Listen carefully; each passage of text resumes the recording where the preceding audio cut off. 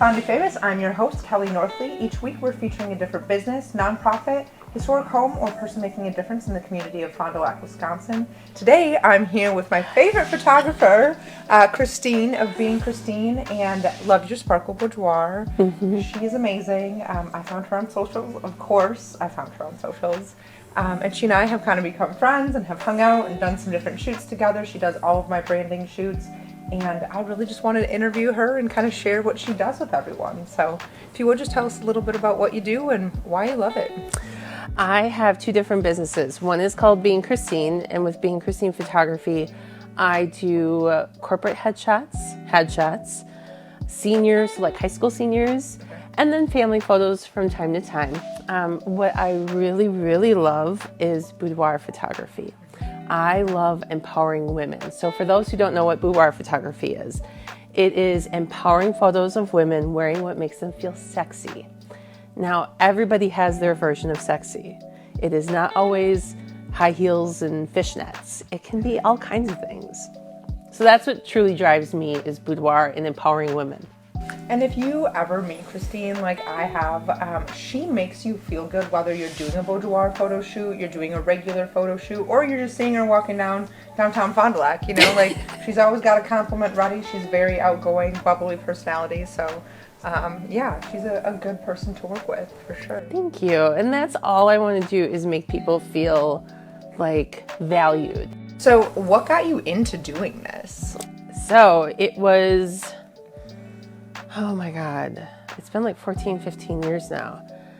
My dad always had cameras, and he had a Canon Rebel, which is like a good starter camera, and that was a film camera.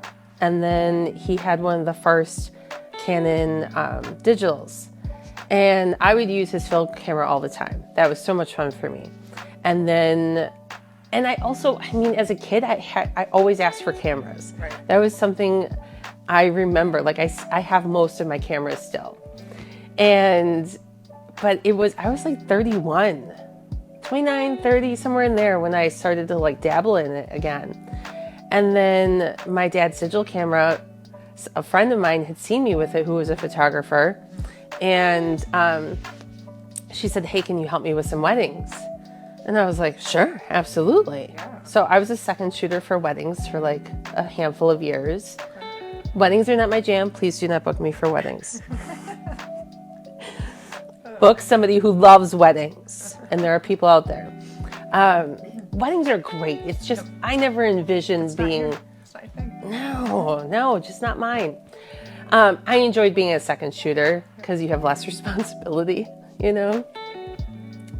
So yeah, and then I learned a little bit from that person, not a ton. They directed me to really go to online resources.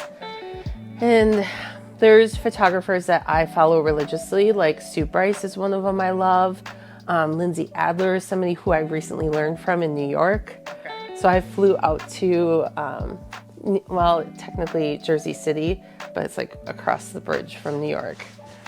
And I did a workshop with her and a bunch of other people, and I learned burlesque style photography. And I went into that thinking, I'm going to know nothing. Everybody else is going to know more than me, and I'm going to feel very humbled. Right. Out of 12 people, only 2 of us had studios. Only probably 2 or 3 of us had the lighting to be able to recreate these things. And I was like, holy shit, I think I've made it somewhere. Yeah, so it was a really awesome experience. Well, that sounds like so much fun. And it's just a good way to learn, too, and be able to help other people learn. Yes. Yeah, it was great. I've just recently recreated one of the shoots that there were 6 different sets, 8 different sets, I think, that we did. Okay. And one of them was Jessica Rabbit. I was thinking that was where you're going. Yes. Okay, and you just did that. I just did it. Was it as good as what she had set up for me? No. But for what I have for equipment, I nailed it. I think I did fantastic. I just saw your TikTok this morning about it, so that's funny, the behind the scenes video. I haven't seen anything further, but it's funny that you say that. It's on my computer screen right now. All right, I'll check it out afterwards. All right, so you just launched a book. You launched a book about Wisconsin whiskers, which is just incredible, first of all, that you got to launch a book. Like, how many people could say that? And you had a party for it, and you did, like, went all out. Tell us about it. I'm so excited to talk about it. So, Wisconsin Whiskers was inspired by my brother. And I was doing a photo shoot at his house with his daughter. She went off to change, and he sat in front of the backdrop. And he doesn't like to have his photo taken ever. And I was like, ooh, wrong move. And I took a photo of him, and his beard, I noticed, was just like so majestic. And I was like, I need to like do more with this. And I do have to show. Blowing in the wind? No, it wasn't that big. It was just so full. And we ended up with this. This is the inspiration. And I'm like, I need to photograph more men and their facial hair. And it's funny the things that you learn when you're working on a project. I learned how many men need to understand how they're valued and they need to have their portrait taken. And it has a lot to do with self-confidence. And like, we didn't talk about this before, but I did these portraits, most of them in my garage. So I had a backdrop. I used you saying that. Yeah, I used the light from outside to be the light. I didn't have any lights at that time. Yeah. And you said this has been done over a number of years, right? This is 5 years ago. Project, yeah. And these guys would walk up all nervous. And when they would leave, it was like the posture was a little straighter. Yep. They were smiling. And we need to change how society looks at men and portraits. 100% we need to change that, because there's so many men out there that need to know that they're valued. Well, and so many men, like, and I know you do some family portraits too, but they do family pictures, and that is what they're being photographed for the entire year, if not longer. And they hate it. And they hate it. They want to be in and out in 6.5 minutes. And it's so horrible because, you know, when you leave this world, because it'll happen someday, what is there going to be left? Your kids, your family members, what are they going to have to look at? Nothing. Yep. You being grumpy in a shoot? No. I photographed 78 men, 78, and they were not grumpy. They were really happy to be there and happy to be valued. Mm-hmm. One of them in the project, he was going through a rough time about a year or so after his portrait was done. And during my speech at the book release party, he mentioned that what I'd said resonated with him. The fact that men should be valued and that your portrait being taken is important. And I sobbed when I got this email. It was just like, it's everything I wanted like people to understand. Yep, and see. Yeah. I'm gonna get choked up again. Don't do it. Don't do it! But it just makes that much more worth it. You know, does. You did something, and it's not just a picture. It's making someone feel good about themselves. Yeah. Whether that's with boudoir or a self-portrait or with a corporate headshot. Like, you just have that ability. Your personality does that naturally, I think. Yes. But then also the way that you do photography just brings that out in people, and it's really cool to see. Yeah, there isn't a person out there that I feel doesn't deserve to be valued. You know, everybody deserves to be valued and to see their value. Even in corporate headshots, you know, that's so important. It doesn't have to be a dusty, stuffy picture. No, it doesn't. And I want people to understand that, you know, that's a representation of you. I had a woman that had a bigger chest, just like me. And she's like, oh my God, in my last one, it was straight on and all you could see was boobs. And I was like, we're not going to do it this way. Right. We're going to do something different. We're going to do something different. And when she saw the final results, she was like, oh my God, like I actually like this. And I'm like, you should. Right. It's not the dreaded corporate headshot that you see and it's just the straight on, like you had said. It's just stuffy and businessy and unapproachable. I think would be the best word. Yeah, the corporate headshot. This pose. Oh, hold on. Let me just get the... Yep. That can work. It can, mind you. But, yeah. Yeah, so even when it comes to corporate headshots, like, it should reflect your personality to an extent. And there needs to be a change in that industry. People that I've been photographing at a corporation recently were just, like, blown away because I didn't just make them stand, take a photo, and you're gone. I like valued them. Right. You wanted to make sure they liked the picture that they were going to have to use for however long until the next one. And my favorite part was like somebody said, "That's fine," and I was like, "Fine? That's a 4-letter word in my book." I was like, "We're going for good at least. Can we just look at this again? Can I make a change?" It was cute. Oh, what did they end up saying on the way out?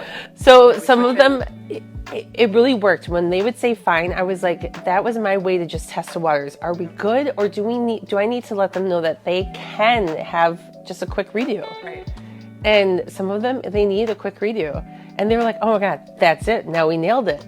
Yeah. I love that. See, and just that is exciting to me, the way that you do that, and you're able to just, instead of making it boring and dry, add some life to it and make it nicer. And because you're able to make fun and read that fine too, is it fine or is it fine? You know? Or is it fine? Right, exactly. So What many fine is it? versions. Which one? Oh my goodness.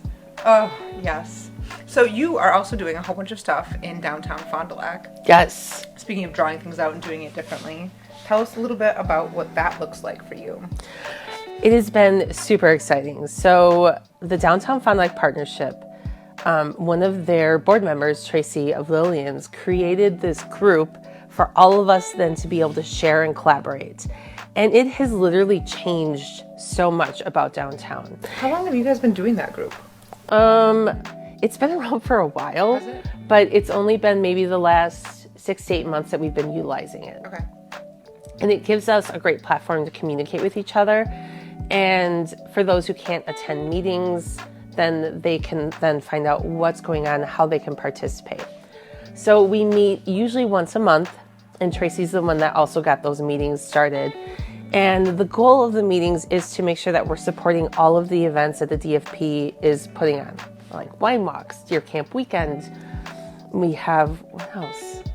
Small Business Saturdays, Small Business Sweepstakes. Yes. Yep. Okay. Yeah, there's so much right now. And it has really gotten all of us to kind of meld together, combine, and work together. We inspire each other so much. It has been awesome. And then if we're not working on the DFP projects, then we're doing some of our own projects to kind of just give a little spark to... Sprinkle a little extra in there. Yeah. Yep. And some of the other business owners contribute and they start things and they have something in their mind that they can run with, and a lot of people will jump on board. Not everyone necessarily, but just getting more people, that way you get the awareness out there. Yes. And sometimes there is so much information. The DFP works so hard to get these events out there that it's nice that they have us to be able to be like, "Hey, are you on board with this? Did you know that this is happening?" And then that way these events are being done to the max, and they're really enjoyable for the community especially. Yep. And I think too, in what you guys have been doing, so much spotlight and attention has come to the downtown Fond du Lac area that we're starting to see, like, the businesses that we didn't know existed are starting to kind of pop out. I know for me, like, I go on social media before I'm going to walk down the street. I know that's embarrassing. It is what it is. I do walk down the street very often, for the record. But that's typically the first place that people look for things to do, and some of these places didn't previously have such a presence or even pages and things that you could search on socials, but now you guys are getting out there, you're doing things, and you're promoting one another too, which is helping you all grow. And I know recently I handed out the flyer for the podcast to promote that, and I went through businesses, and I've walked in businesses that have been around for 20 plus years that I didn't know existed, because there's that one door is all you see, and you don't necessarily know what's behind it unless you know what's behind it. Well, I just started going in them, and all of a sudden there's like a magic shop. It's like Harry Potter. I'm going through Narnia in there, and one of them was a little Narnia-like. I will say, I'll leave that out. But I was like, whoa, this is completely different than what I expected. Yeah. But that's all downtown, and you just have to explore and find it. So, but having those events and the things, you're discovering new spots. Like Witches Day Out, you guys did the scavenger hunt to bring attention. There's just so many activities you're doing for it. So many activities. So much room for activities. Yes, so much. Speaking of room for activities, you're about to have a lot of extra room for activities, right? It's crazy.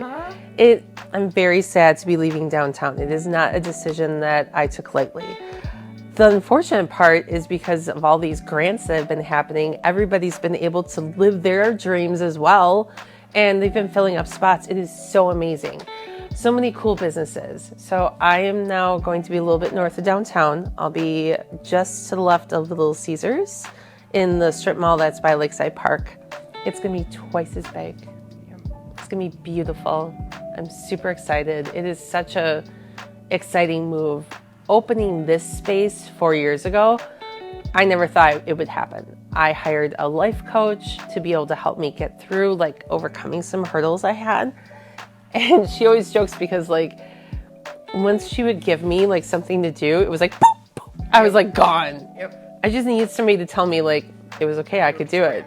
Oh, I just ran. And now look at me, I'm moving to a bigger space. That's incredible. And like obviously it's bigger, so it's going to be better. You have so many like decorations and just things that you've picked out, and oh gosh, I can't even wait to see how you do it. Well, there's so much more space. So we're going to have this entire wall full of different like antique mirrors, like floor to ceiling. And that is going to be for doing boudoir. And I'm super excited about that. It's going to be like a dark green wall with gold frames. It's going to be unlike anything that is in a studio around here. For boudoir, it's all in its own separate room. So you don't see a bed when you walk into the studio like you do now. I'll be interested to see how the wall of mirrors like works for pictures. I can't wait. I bet that's going to be just incredible. Dying to do it. Let's see, I'm getting a little bit new furniture for the area for reveals. When we do reveals at the studio, they're in person. I get to hang the TV on the wall and like mount it so you can move it around. Yeah. There's just so many interesting things. There's going to be a little vintage area for like pinups. Okay, yep. Hair and makeup's going to be twice as big. I'm going to have a storage area, like that's not 2 foot by 3 foot. Yes. Yeah, so it's exciting. It will be. I can't wait to see it. Yeah. To see it. You're going to do incredible things there. You're going to want to have some of your personal photos done by that. Like, yeah. You can be like, I was just visiting Christine. Is this a selfie studio with you as the photographer? I don't want to do it myself. Yeah, that'd be great. Thank you. Come over for lunch, be like, I brought you some little Might have to spring for something a little bit better, but it will be delicious, hot and ready. It will be. Can't go wrong with that. I mean, well, I can't wait to see the new studio and the new space and all of the things that you've got coming up for next year. It'll be fun to see. And of course, to use you for branding photos. Speaking of branding photos, I just have to mention, so I've always done, since I got into real estate, gosh, almost 5 years ago, I've done branding photos, probably started my first year, and since then, I've moved it to quarterly, if not more. And I really encourage people, particularly small business owners,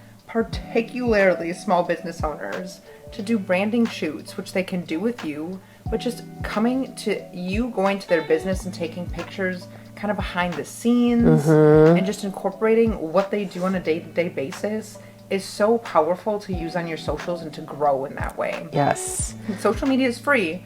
Pictures are not, but you combine the two and you have a really, really good impact and opportunity. It's powerful. Yes. One of the things that we did, this was like a year ago, for not this summer, the last one, for downtown. I'm a very confident person. I push myself in so many different ways. One way that it'll take me years sometimes to go into a business is not knowing what the inside looks like. And so I would just do quick little videos for them showing going in and around their space. It's just an anxiety thing I have, but a lot of people are this way. Now, once I get over it, they want to know what to expect. Yes. So you have that aspect, but then people also want, if you have a business, people want to see your face. Quit hiding. Yep. Branding shoots are so important in that respect.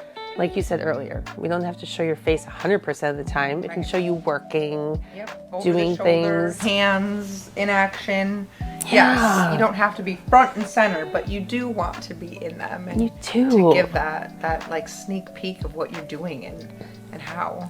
And you and I are on the same page when it comes to social media. We work together so well. It has just been, it's been great introducing you to everybody downtown.